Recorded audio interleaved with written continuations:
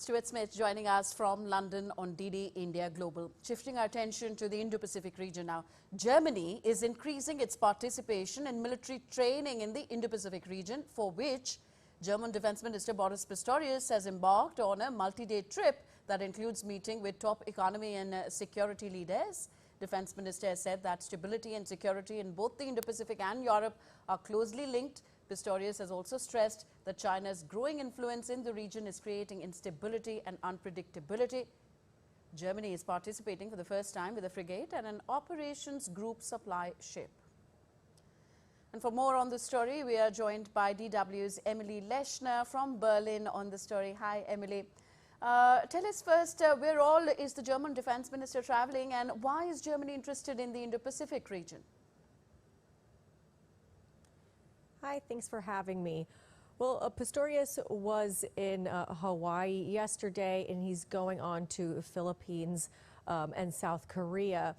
And in terms of your question as to why Germany is interested in this region, it's a very important region for the country. Germany is trying to enhance its collaboration with political partners in the Indo-Pacific at the moment.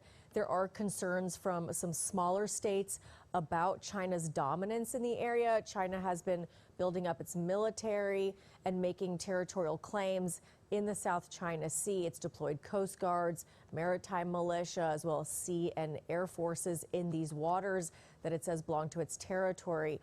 So global stability through security is one main reason why Germany is interested in the area. Trade is another. Back in 2020, the German cabinet created policy guidelines for engagement in the Indo-Pacific. And in these guidelines was a mention of the importance that the region had for the German economy and the global economy. With Germany being one of the world's largest exporting nations, it has a strong interest in ensuring free shipping and trade routes. Almost 60% of all global economic output being generated comes from the Indo-Pacific. So Berlin needs to ensure that trade can flow freely. Yes. And so that's why this area is of particular interest to Germany. And in particular, Emily, what is Boris Pistorius trying to accomplish with this trip?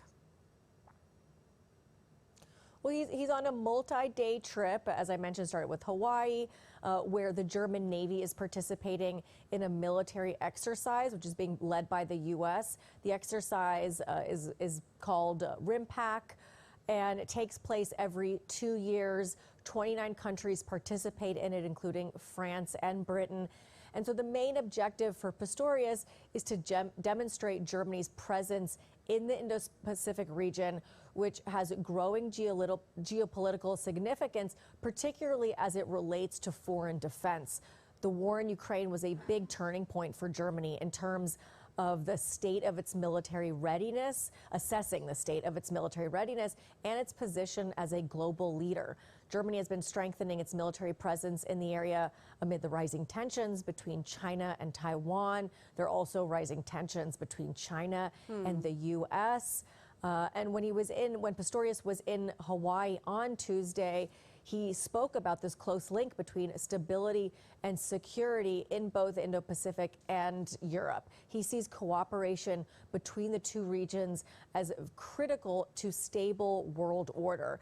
And so that's why he is engaging on this trip. But I think the main thing that we'll need to focus on the next few days, it'll tell us a lot, is whether or not he will make the call to allow German ships to pass through the Taiwan Strait. That's the body of water between China and Taiwan. Doing so could escalate tensions with Beijing, but Pistorius early this summer called it an option. So we'll have to wait and see. Yeah, we'll have to wait and see. Thank you, Emily. Emily Leshner joining us from DW headquarters in Berlin. And on to India now. In a major push to the Indian government's